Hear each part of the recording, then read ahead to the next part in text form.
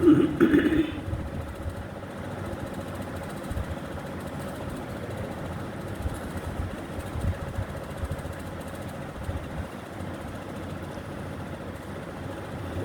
الله الحمد لله وكفى وسلام على عباده الذين اصطفى والصلاة والسلام على من لا نبي بعده وعلى آله وصحبه ومن نحى نحوه. أما بعد، أعوذ بالله السميع العليم من الشيطان الرجيم. بسم الله الرحمن الرحيم. من أحسن قولا ممن دعا إلى الله وعمل صالحا وقال إنني من المسلمين.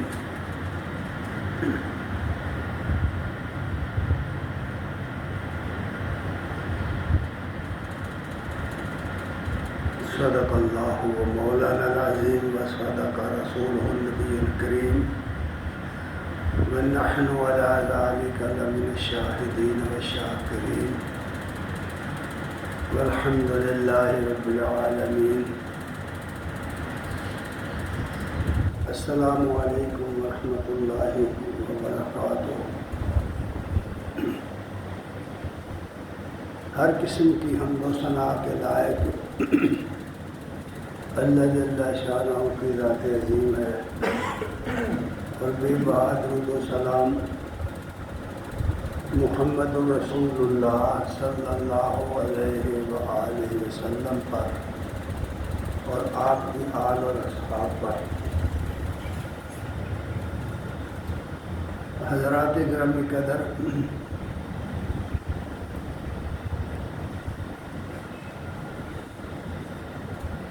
اللہ تعالیٰ نے یہ دنیا بہت وسیع بنائی ہے اور اس میں بہت ساری مخلوقات پیدا کی ہیں، اور ہر مخلوق کا اس کے دائرے زندگی میں ایک رول متعین کیا ہوا ہے، اور اس مخلوق کو جو رول ادا کرنا ہے وہ اس کی جبلت میں رکھ دیا گیا ہے، اس کی فطرت میں ہے. انسان کے سوا تمام مخلوقات جبلت کے حوالے کر دی گئی ہیں، فطرت کے حوالے کر دی گئی ہیں. وہ اپنا زندگی کا رول فطرت کے حوالے سے پورا کرتے ہیں، لیکن انسان کا معاملہ اس سے بالکل مختلف ہے. انسان کے لیے اس کو ایک اختیار دیا گیا ہے. اس اختیار میں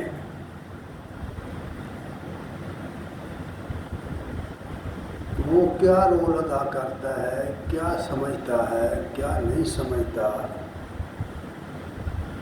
وہ اپنا رویہ زندگی کس طرح کا اپناتا ہے، یہ ساری باتیں اللہ تعالیٰ نے انسان کی سپرد کی ہوئی ہیں. انسان اپنے رویے کا، اپنے عمل کا ذمہ دار بنایا گیا ہے، اور اس اصول کو دنیا انسانیت نے تسلیم کیا ہوا ہے.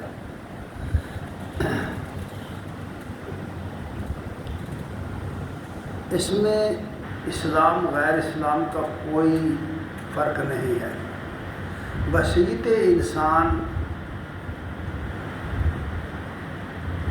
ہر انسان جو بھی کرے گا اس کا جواب دہ ہے، مسلم ہو یا غیر مسلم، اس سے کچھ فرق نہیں پڑتا. لیکن اگر اسے شناخت ہو جائے انسان کی بات کر رہا ہوں، اگر انسان کو شناخت ہو جائے اس بات کی کہ میں کون ہوں، یہ سب سے بڑا مسئلہ ہے۔ زندگی کا سب سے بڑا مسئلہ یہ ہے کہ میں کون ہوں، آدمی یہ پہچان لے، جان لے۔ کتنے لوگ دنیا میں آپ کو ایسے ملیں گے انہیں یہ نہیں پتا کہ وہ کون ہے، میں کون ہوں۔ جب کوئی شخص اس بات پر سوال کرے، اس سوال پر غور کرے کہ میں کون ہوں،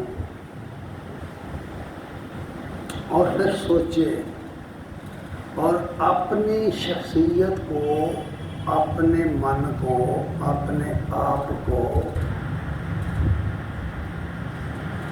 اپنے دائرہ زندگی کو متعین کرے، میں کون ہوں، پھر جو شناخت اسے ملے گی میں کون ہوں، اس نے اپنے آپ کو جو سمجھ لیا کہ میں فلاں ہوں، اس کی پوری زندگی اسی ڈگر پر چلے گی جو اس نے اپنے آپ کو سمجھ لیا، میں فلاں ہوں۔ میں کون ہوں یہ ایک ایسا موضوع ہے جس کو دنیا داروں نے تو یہ سمجھا کہ میں کوئی فلاں بڑا آدمی ہوں، میرے پاس دولت بڑی ہے، میں فلاں امیر کبیر گھرانے میں پیدا ہوا ہوں، میں فلاں کام جو ہے کر گزروں تو مجھے کوئی پوچھنے والا نہیں ہے۔ یہ ایک رویہ زندگی ہے۔ اگر آدمی اپنے آپ کی شناخت اس طرح کی بنائے کہ میں کسی کے سامنے جواب دہ نہیں ہوں، مجھے کوئی پوچھ ہی نہیں سکتا میں کون ہوں، جو چاہوں کروں، اگر اس کسی شخص کا یہ تعارف اس کے من میں بیٹھ گیا تو اس کا رویہ زندگی کسی بھی قیمت پر درست نہیں ہو سکتا۔ وہ ظلم کرے گا، زیادتی کرے گا، تکبر کا شکار ہو جائے گا، گناہوں کے اندر آلودہ ہو جائے گا۔ یہ بھی ایک شناخت ہے کہ میں کون ہوں۔ بعض اوقات جو متکبر لوگ ہوتے ہیں نا، وہ مخاطب کر کے دوسرے سے کہتے ہیں کہ تم جانتے نہیں میں کون ہوں۔ یہ طرح کی باتیں ہم سنتے ہیں۔ بعض اوقات آپ دیکھتے ہیں نا کہ پولیس کا ناکہ لگا ہوا ہے،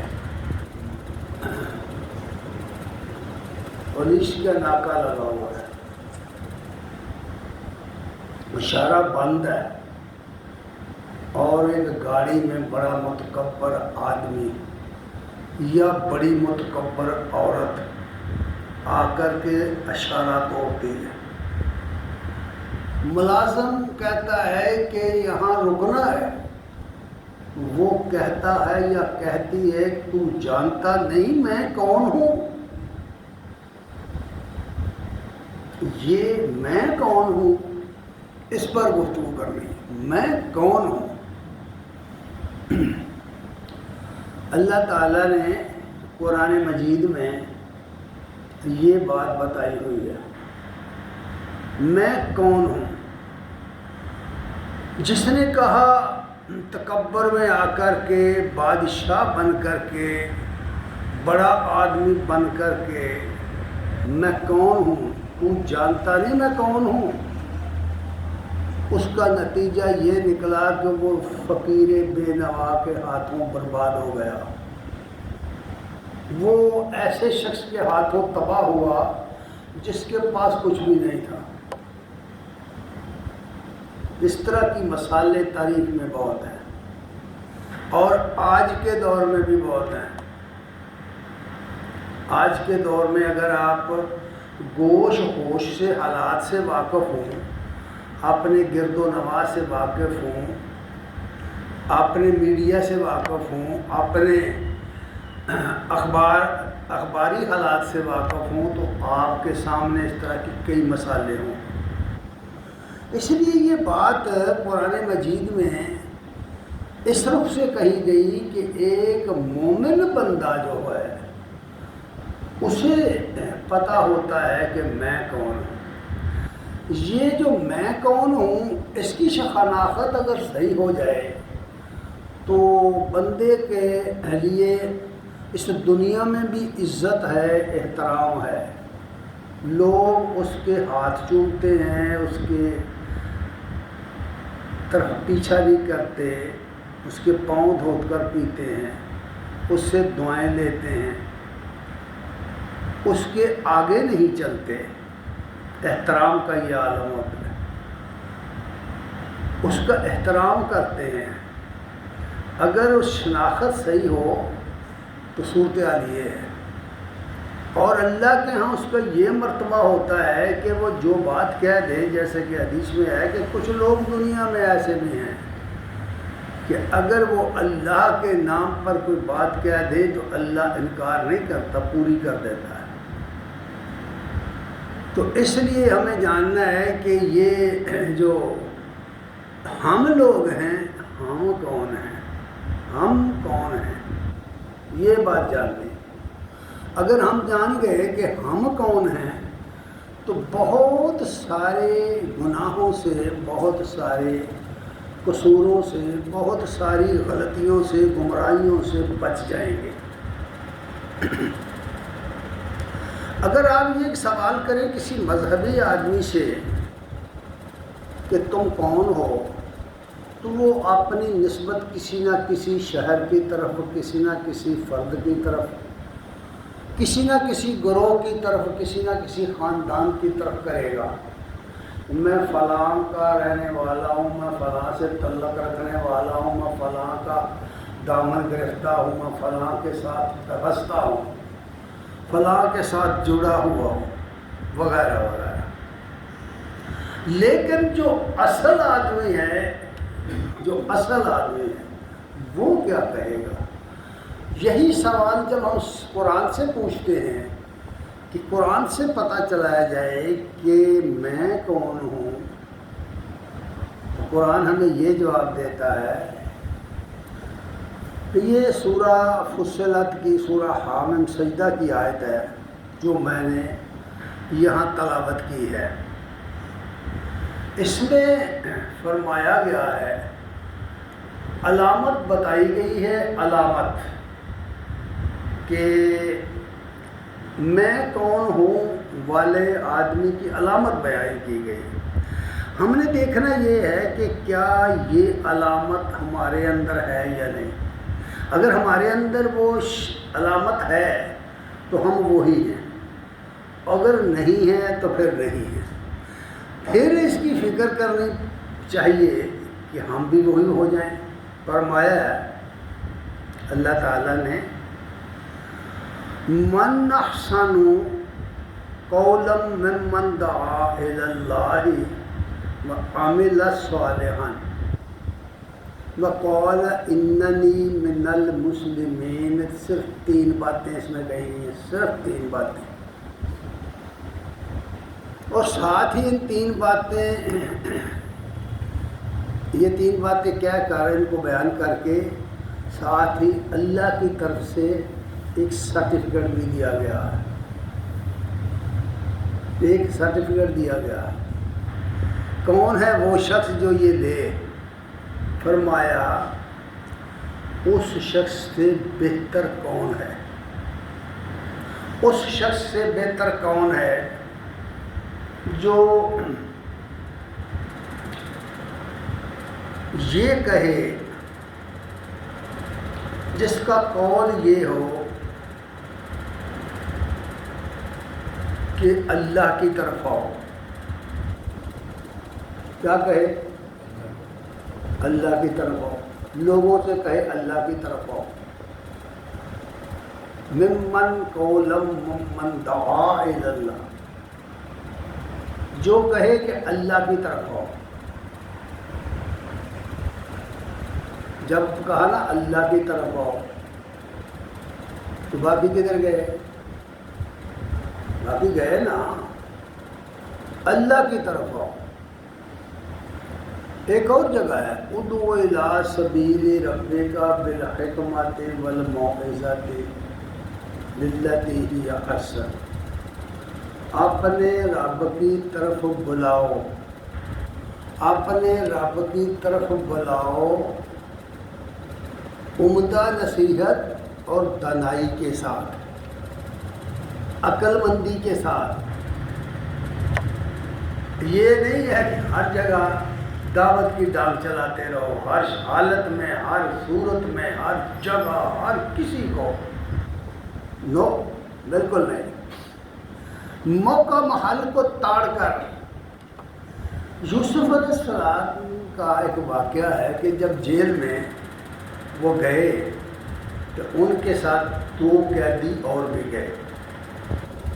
یوسف علیہ السلام کی شہرت شہر میں پھیل چکی تھی کہ انہیں خوابوں کی تعبیر آتی ہے، تعبیر کرنی آتی ہے۔ تو ایک دن ان دونوں قیدیوں نے میں سے ایک نے کہا کہ اے ہمارے جیل کے ساتھی، تم بہت اچھے انسان لگتے ہو، مجھے یہ بتاؤ کہ میں نے خواب میں دیکھا ہے کہ میرے سر پر روٹیاں ہیں اور جانور اچک رہے ہیں، اوپر سے جانور اسے نوچ رہے ہیں، اچک رہے ہیں، کیا مطلب ہے اس کا؟ دوسرے نے کہا کہ مجھے خواب یہ ہے، میں خواب میں دیکھتا ہوں کہ میں رس نچوڑ رہا ہوں، انگوروں کا رس نچوڑ رہا ہوں۔ ہمیں خواب کی تعبیر بتاؤ۔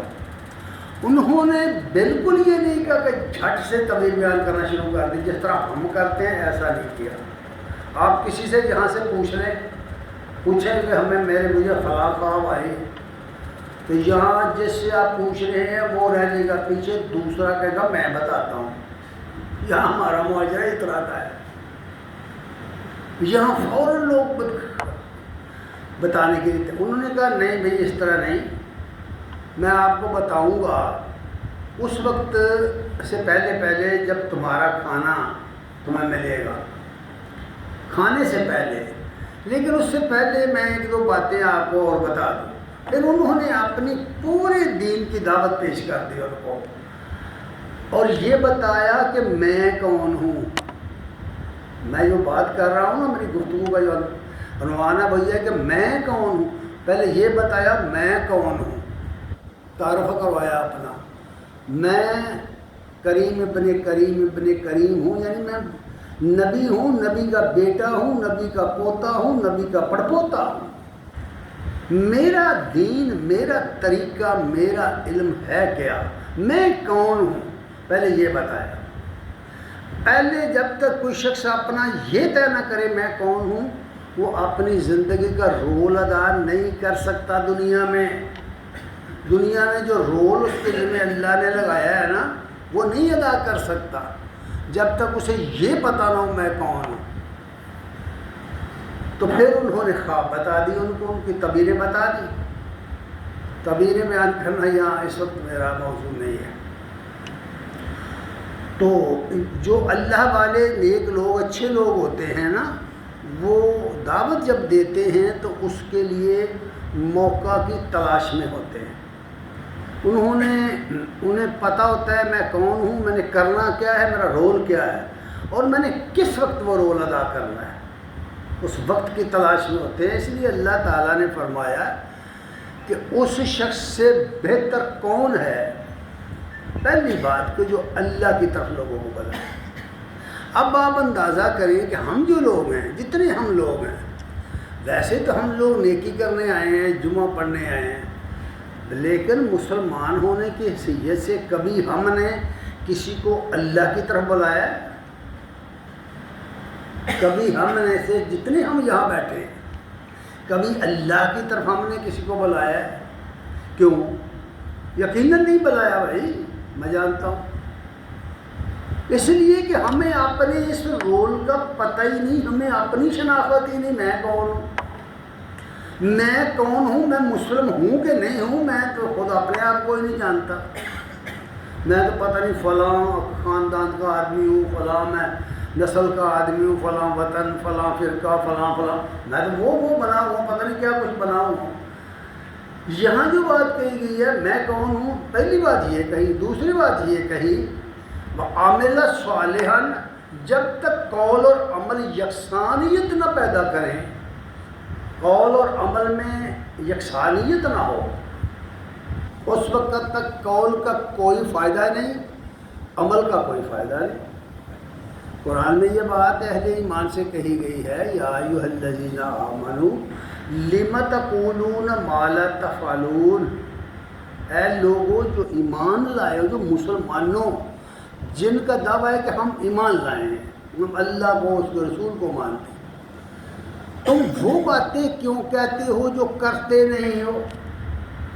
اگر ہم اپنی زندگی کا جائزہ لیں تو ہم کتنی باتیں کرتے ہیں کرتے نہیں، کتنی کام کرنے کے دعوے کرتے ہیں کرتے نہیں۔ فرمایا کبر مقتا عند اللہ ان تقولوا ما لا تفعلون، حالانکہ اللہ کے نزدیک یہ کبیرہ گناہ ہے کہ جو تم کہتے ہو کرتے نہیں۔ اب اندازہ کرو کہ جو شخص کہنے کو تو یہ کہتا ہے کہ میں یہ کروں گا، میں وہ کروں گا، یہ کر دوں گا، وہ کر دوں گا، لیکن کرتا کچھ نہیں، وعدے کرتا ہے پھر پورے نہیں کرتا، ایسا شخص اللہ کے ہاتھ کی گرفت سے بچ نہیں سکے گا۔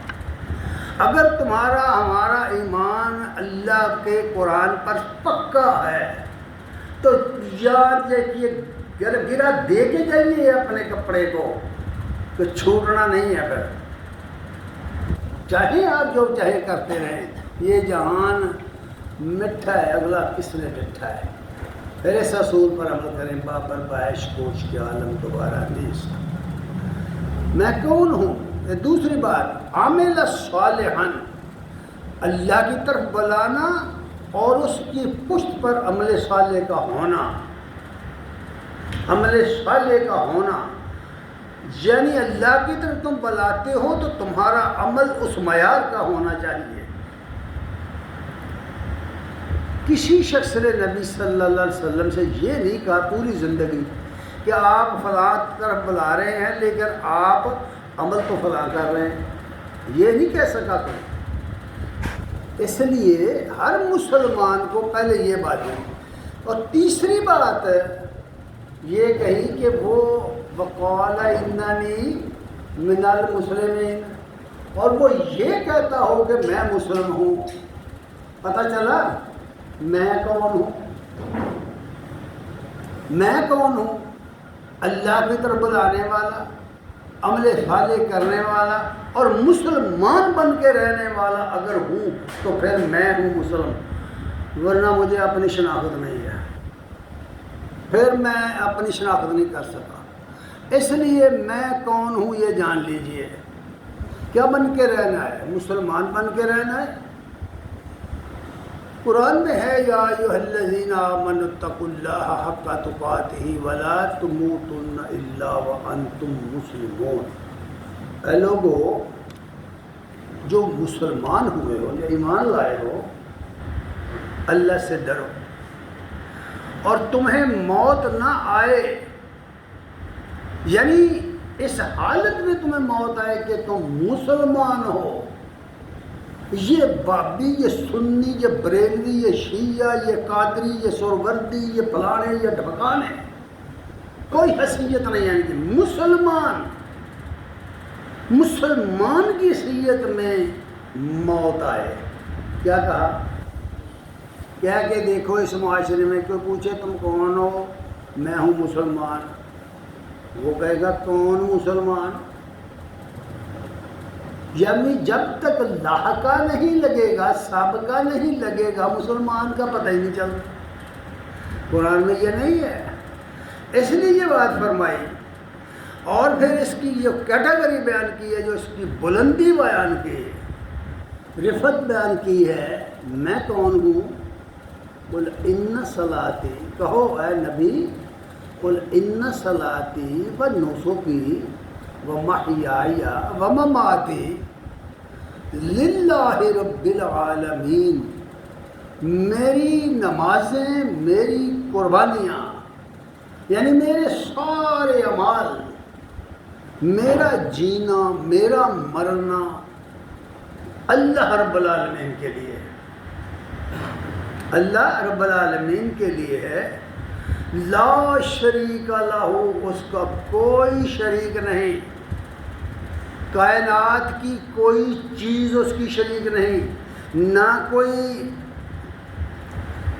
فرشتہ اس کا شریک ہے، نہ کوئی انسان، نہ انسانوں میں سے کوئی نبی، نہ ولیوں میں سے کوئی ولی، نہ عالموں میں سے کوئی عالم، نہ مخلوقات میں سے کوئی مخلوق، کوئی چیز جو دنیا میں تمہیں نظر آتی ہے یہ سب مخلوق ہے، جس جس چیز کا تم خیال کر سکتے ہو، تمہارے دماغ میں آ سکتی ہے، وہ مخلوق ہے، اور مخلوق کوئی ہو، کیسی ہو، کس نوعیت کی ہو، وہ بڑی ہو، اعلیٰ ہو، ادنا ہو، اللہ کی شریک نہیں ہے، لا شریک لہ، کوئی اس کا شریک نہیں ہے، وَبِذَالِکَ أُمِرْتُ وَأَنَا مِنَ الْمُسْلِمِينَ، نبی سے کہا جا رہا ہے اعلان کرو کوئی اس کا شریک نہیں، اور مجھے حکم یہ دیا گیا ہے کہ میں سب سے پہلے اللہ کا مسلم بنتا ہوں، اس کے سامنے سر تسلیم خم کرتا ہوں۔ کون کرتا ہے؟ جس کو تم نبی مانتے ہو، ہم نبی مانتے ہیں، جو ہم سب کا ہادی اعظم ہے، جو ہم سب کا رہبر ہے، وہ کہتا ہے کہ سب سے پہلے میں ہوں مسلمان، مسلمان ہونے کا تمغہ دیا اس نے۔ اور جب لوگوں نے پوچھا، جب بتایا گیا کہ دنیا میں مسلمانوں کے گروہ کافروں سے زیادہ ہو جائیں گے، یہود و نصارہ سے بھی زیادہ ہو جائیں گے، اگر ان کے 72 ہیں تو ان کے 73 ہو جائیں گے، حالانکہ اس وقت تو سینکڑوں ہیں بھائی، سینکڑوں، فقی گروہ ان گنت، مشربی گروہ ان گنت، لیکن نبی کا تعلق کسی گروہ سے نہیں ہے، یہ جھوٹ موٹ کے گروہ ہیں جو بنائے گئے ہیں۔ مجھے اس بات میں کہنے میں کوئی بات نہیں، جھوٹ موٹ کے یہ گروہ بنائے گئے۔ اللہ تعالیٰ نے تو اپنے نبی سے کہہ دیا کہ مجھے حکم دے دیا گیا ہے کہ میں سب سے پہلے مسلمان بنتا ہوں، مسلمان بن کے رہنا، موت آئے تو مسلمان بن کے آئے، اسلام کی حالت میں آئے۔ اور پھر ایک جگہ یہ بھی کہہ دیا، سورہ انعام کے آیت نمبر 159 میں یہ بات کہی، قرآن بھی تو کبھی کبھی پڑھا کرو نا، پتہ تو چلے یہ قرآن کیا کہتا ہے اور یہ تمہاری حقائقوں کی کتابیں کیا کہتی ہیں۔ ان الذین فرقوا دینہم، جن لوگوں نے اپنے دین کے ٹکڑے کیے، کچھ ایک نے لے لیا، کچھ اس نے لے لیا، کچھ اس نے لے لیا، کچھ اس نے لے لیا۔ اگر مثالیں دوں تو اس کی ضرورت اس لیے نہیں کہ سب لوگ جانتے ہیں۔ اللہ نے فرمایا کہ ان الذین فرقوا دینہم وکانوا شیعا، اور وہ ٹکڑے کر کے گروہ ہو گئے، گروہ بن گئے، ٹکڑے کر لیے دین کے۔ سب کہتے ہیں ہمارا دین اسلام ہے، سب کہتے ہیں ہمارا دین اسلام ہے، لیکن ایک ایک ٹکڑا ہے ان کے پاس، سارا دین نہیں ہے، گروہ در گروہ ہو گئے۔ فرمایا لست منہم فی شیء، اے نبی تمہارا ان کی کسی چیز کے ساتھ کوئی تعلق نہیں ہے، تمہارا تعلق تب بنے گا جب وہ پورے مسلم بنیں گے۔ پھر اس لیے فرمایا انما امرہم الی اللہ، اللہ کے سپرد ان کا معاملہ، ثم ینبئہم بما کانوا یفعلون، اور جو کچھ یہ لوگ کرتے رہے دنیا میں اس پر انہیں خبردار کر دیا جائے گا قیامت کے دن۔ آگے چل کر کے سورہ یونس میں فرمایا، نبی کریم صلی اللہ علیہ وسلم کو مخاطب کر کے فرمایا فَإِن تَوَلَّوْا، اگر یہ اس بات سے پھر جائیں، اگر یہ مسلم بننے سے پھر جائیں، مسلمان بن کر رہنے سے پھر جائیں، یہ اسلام کی پوری عمارت کو اختیار کرنے کے بجائے ٹکڑے بن جائیں، ٹکڑے ٹکڑے ہو جائیں، اگر یہ پھر جائیں فَمَا سَأَلْتُكُم مِّنْ أَجْرِيَّ، تو میرا کوئی اجر تمہارے ذمہ نہیں ہے، میں نے ثواب لینا ہے دعوت دینے کا، ہدایت دینے کا، بات سمجھانے کا تو اللہ سے لینا ہے، تمہارے ذمہ میرا کوئی اجر نہیں ہے، الا علی اللہ، میرا اجر اللہ کے ذمہ ہے۔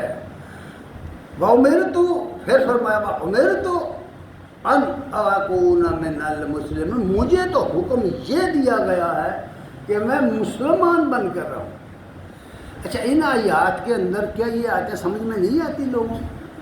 کیا آپ کو سمجھ نہیں آ رہی یہ آیات میں نے یہاں نمبر بتا دیے یا صورتیں بتا دی، جا کے پڑھ لیجیے کہ ان آیات میں کیا کہا جا رہا ہے کہ تفرقہ بازوں کو چھوڑ دیا ہے پیغمبر نے، چھوڑ دو ان کو۔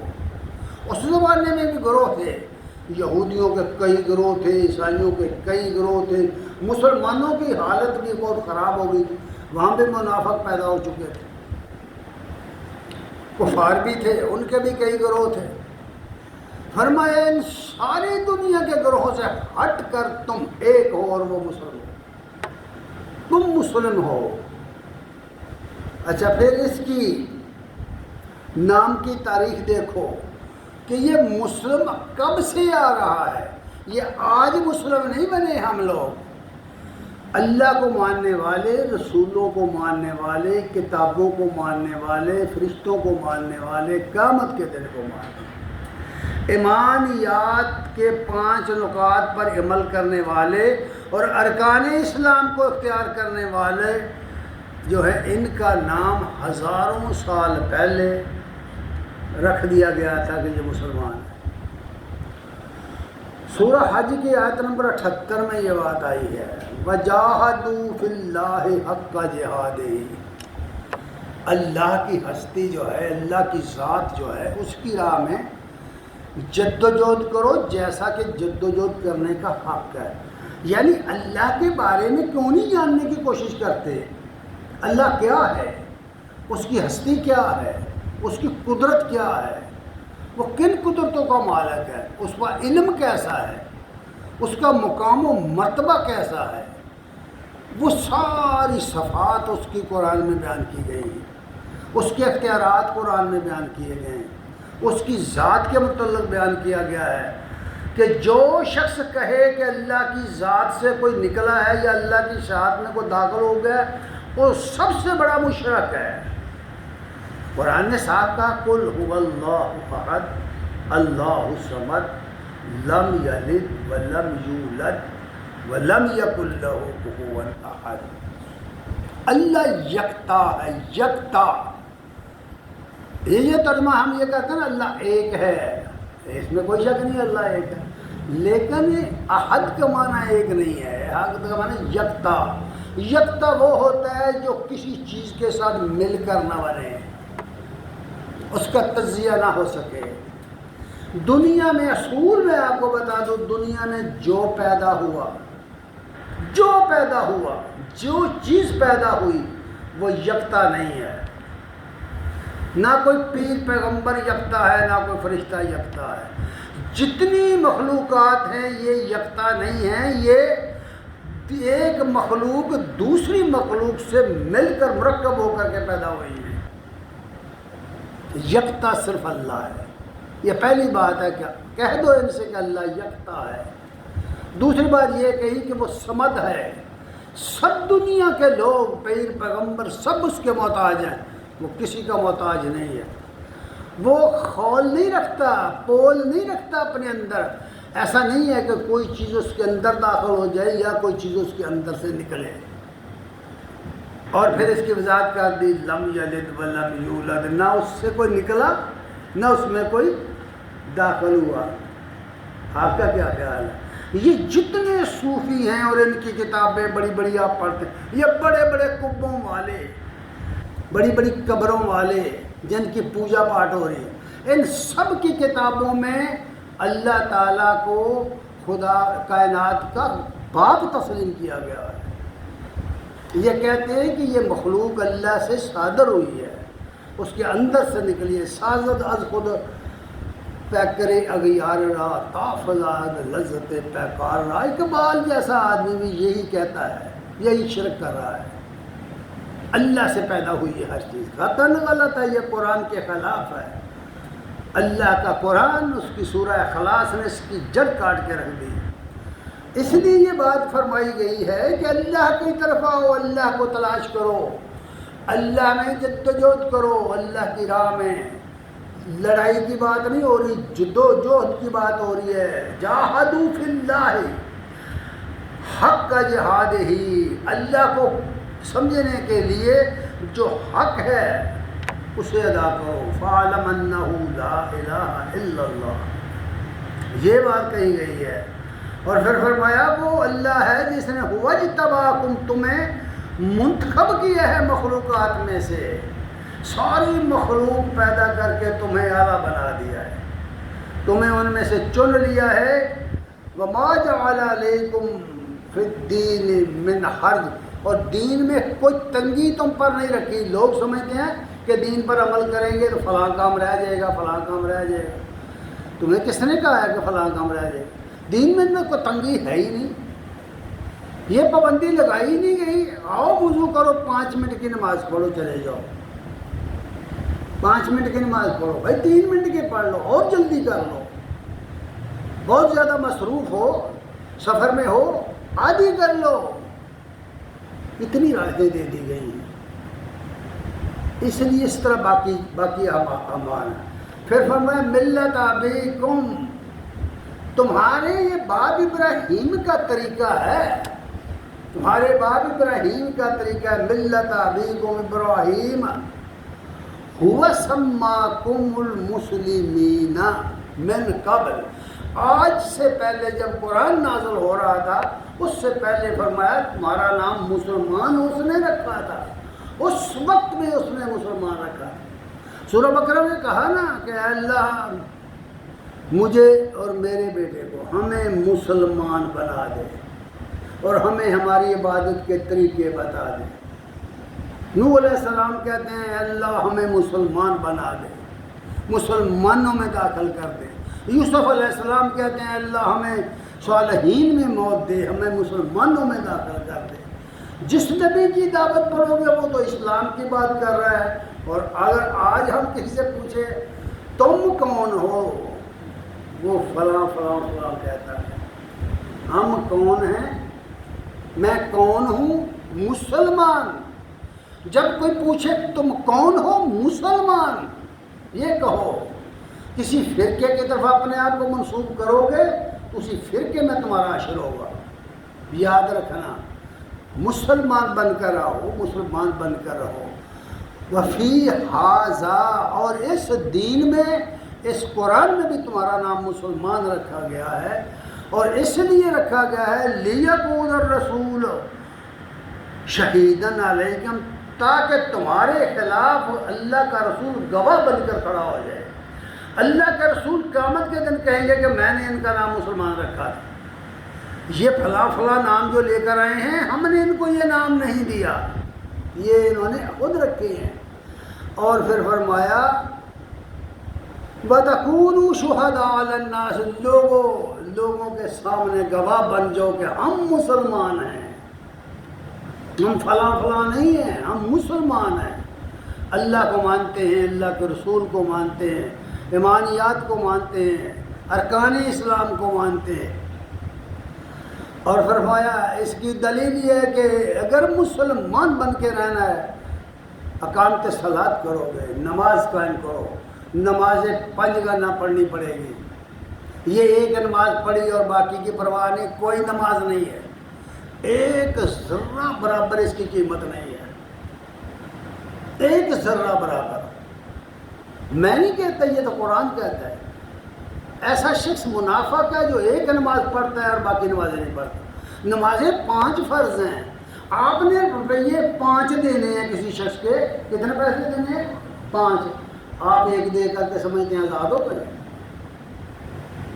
چھوٹ گئے۔ آپ نے 5 لاکھ دینے ہیں، 1 لاکھ دے کر چھوٹ گئے۔ کیا ہو گیا ہماری عقلوں کو؟ نماز قائم کرو، اقیم الصلاۃ، 5 نمازیں، اللہ کے حقوق ادا کرو، آتوا الزکات، زکوٰۃ ادا کرو، یعنی یتامہ، فقراء، حقداروں، نداروں کا حق ادا کرو۔ حق کہا گیا، احسان نہیں ہے، حق ادا کرو۔ جب کوئی کسی کا حق ادا نہیں کرے گا پکڑا جائے گا۔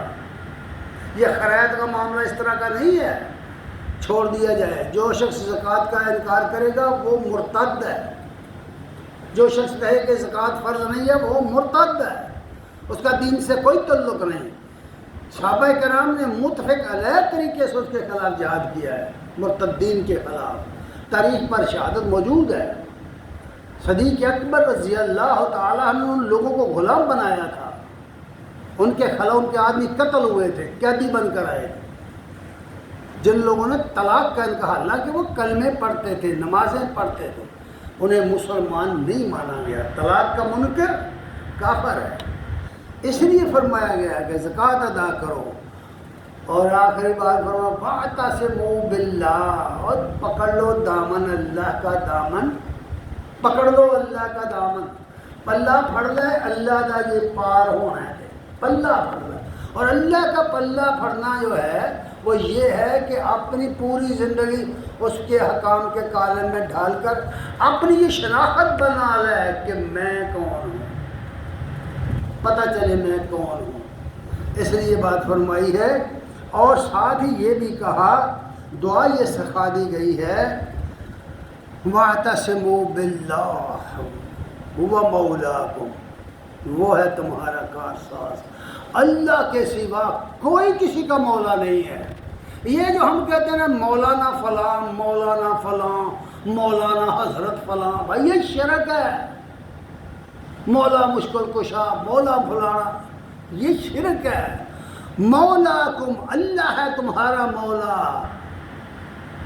فَنِعْمَ الْمَوْلَى وَنِعْمَ النَّصِيرُ، وہ بہترین مولا اور بہترین مددگار ہے۔ اللہ پر نہیں یقین کہ وہ مولا ہے، اللہ پر نہیں یقین کہ وہ مددگار ہے، جو اسباب پیدا کرتا ہے۔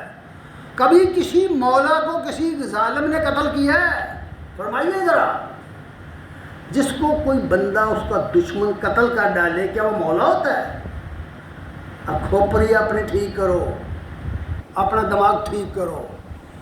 نعم المولا و نعم النصیر، تمہارا مولا اللہ ہے۔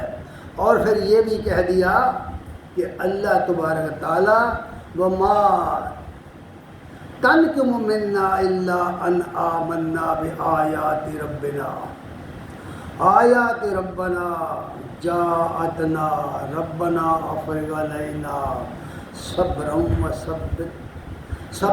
وتوفنا مسلمین۔ یہ دعا سکھائی ہے، اے اللہ ہم سے انتقام نہ لے، ہمیں معاف فرما دے، مگر یہ کہ ہم ایمان لائے ہیں تیری آیتوں پر۔ اے ہمارے رب، تیری آیتیں ہمارے پاس آئیں، تیرا قرآن ہمارے پاس آیا اور ہم اس پر ایمان لائے۔ اگر لائے ہیں، واقعی اگر لائے ہیں تو، اگر ہماری زندگیوں میں ایمان کا ظہور ہو گیا تو ایمان لائے ہیں، ورنہ نہیں۔ ورنہ نہیں، اپنا جائزہ لیا کریں، لوگوں کے پیچھے لٹ لے کر نہ بھاگو، لوگوں کے پیچھے نہ دوڑو، لوگوں کے عیب تلاش نہ کرو، اپنے عیب تلاش کرو۔ اصلاح کرنی ہے کہ اپنے آپ کو دیکھو۔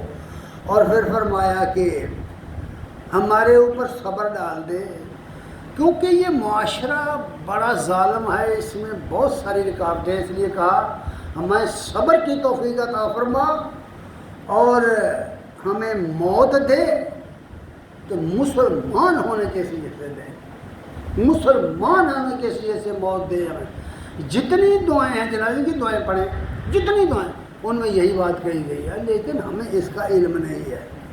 حضرات گرامی قدر،